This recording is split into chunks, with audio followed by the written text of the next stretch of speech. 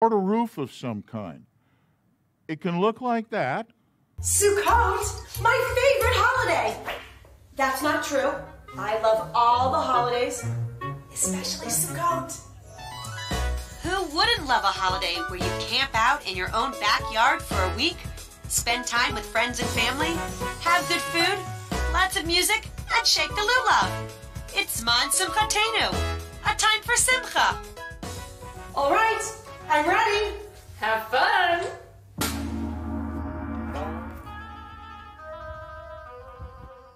I don't get it. I thought this was supposed to be Sukkot. It is Sukkot. Hi, Sarah. Hi, Leah. Hi, Rabbis and Tap. Hi. Welcome to the Sukkah exhibit in the Ad Kadumim. You can learn all about which sukkahs are kosher and which sukkahs aren't. Wow, this is amazing. Can you show me? Sure, come on. A sukkah has to be at least 10 tefachim high, which is a little over 2.5 feet tall. This sukkah's too short. What do you mean? I love this sukkah. Does anybody know a good chiropractor? But a sukkah can't be taller than 20 amot, or around 32 feet high. This one is way too tall. Tell me about it. Try hanging decorations in this sukkah. Hey, this sukkah looks about the right size. It's the right size, but you see these vines? They're part of a live plant attached to the ground, so the schach isn't kosher. Oh well. Wow, look at this sukkah, way up in the tree. Can we use this one? You can, but only on Chol Hamoed. On Yom Tov, you'll need to find something a little more down to earth. Ahoy there, mateys! Come over here. I think I found the perfect sukkah for me. If you don't mind getting wet, a sukkah on a boat is perfectly fine. And if you ever find yourself on top of a camel, you should try that sukkah. Me? On a camel? That could happen. Or if you have somewhere to go and you want to take your sukkah along with you. This is great. Sukkah a la carte. Thank you, Sarah. Thank you, Leah.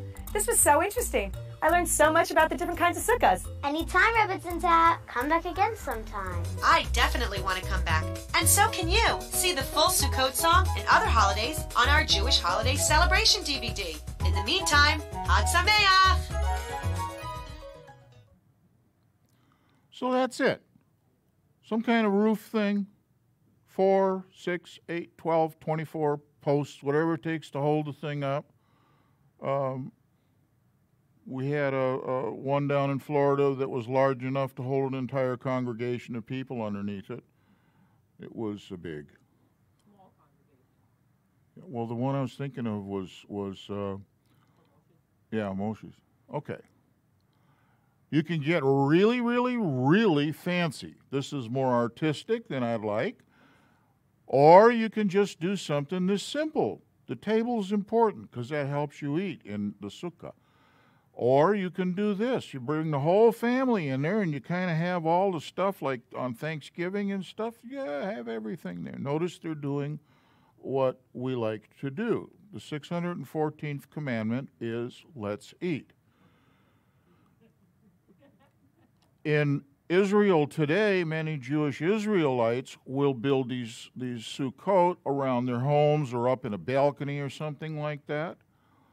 Or you can do it out in the woods. This one's simple, got some siding and some branches on the top. This one is actually attached to the side of the house. You can't tell that, so it don't fall over. And you eat in it. Now, some people like to sleep in it, like the song said earlier, if you got the guts. Or this one, and it's decorated. Fruit is the biggest decoration, or vegetables. This is a good place to put pumpkins and corn stalks and stuff like that. And you can get this simple. This was a metal frame, and there's some tarps over the top because here in Tennessee, I believe it's a law in the Torah that it must rain at Sukkot because it does every year. Here's another one. This one is inside a building, inside the shul, inside the synagogue or the church. And yeah, this isn't quite completed. There's more stuff to do. Building the sukkah. It can be decorated. It's a place to eat and fellowship. And if you feel like it, you can sleep in it. That's your business. This is the way it looks in Israel in some places. There's a bunch of apartment buildings.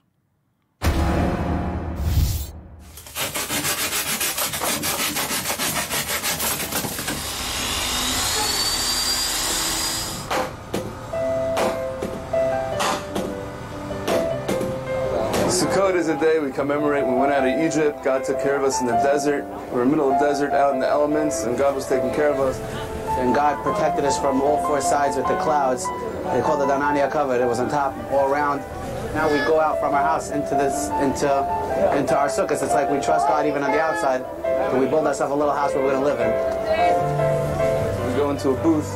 We don't have a real roof. We have a thatch roof made out of something naturally grown. So we're kind of out in the elements. It's called skach. It has to be 3 or 4 walls with this thatch roof. And we're sitting out in the elements and we're saying, hey God, we know you protect us, and we're commemorating that time when he took care of us in the desert. It actually shows God's love for us, which is why they say that it has to be 3 walls. It has to be 2 walls, and then the 3rd wall just has to be a tefach, which is a little bit to symbolize like a hug, like God hugging the Jews. It's like symbolize God's love to the Jews.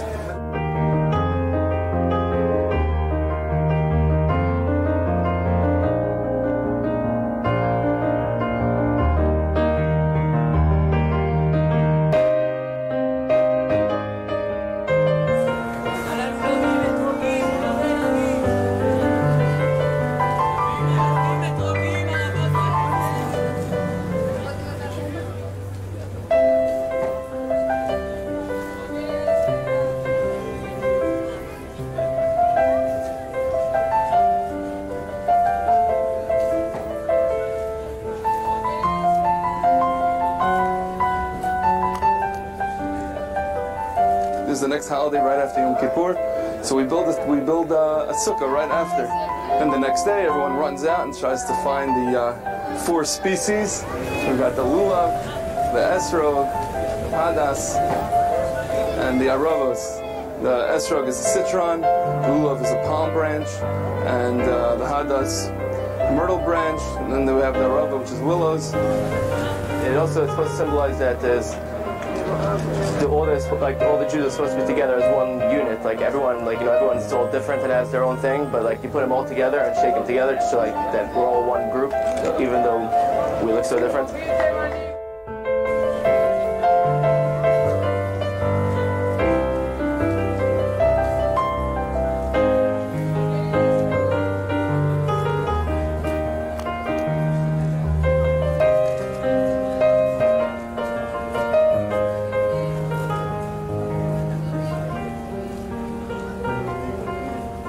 It's the most beautiful.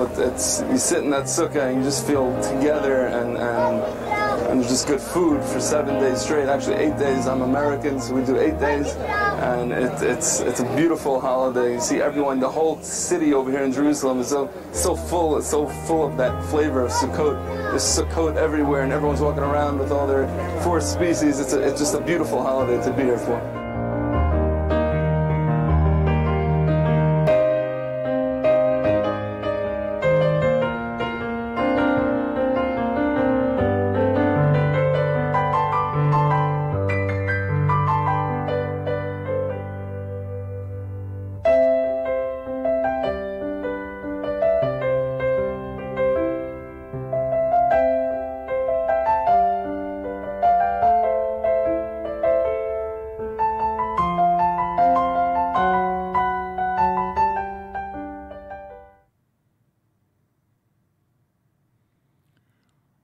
And this is an indoor sukkah where we're eating lunch. A bunch of kids and so forth.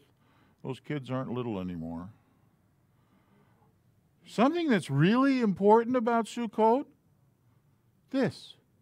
It is the time of our rejoicing. Zma'an Simchatenu. It is the day of the time of our rejoicing. This is a commandment. You see? It says, and you shall rejoice before Yahweh your Elohim for 7 days. So I like these commands all of a sudden. This is pretty cool. And we'll celebrate it as a festival.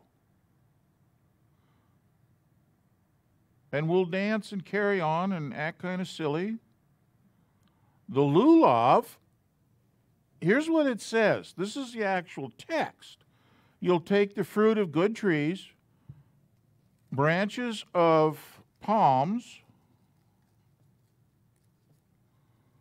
Right here is a palm branch, okay? And willow and, okay, I just forgot, myrtle.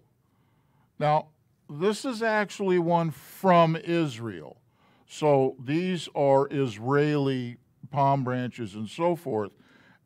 And this is a Israel fruit. It's a citron or etrog. And smells real good, but I didn't find the taste to be very pleasant. So anyway, that's what it would look like.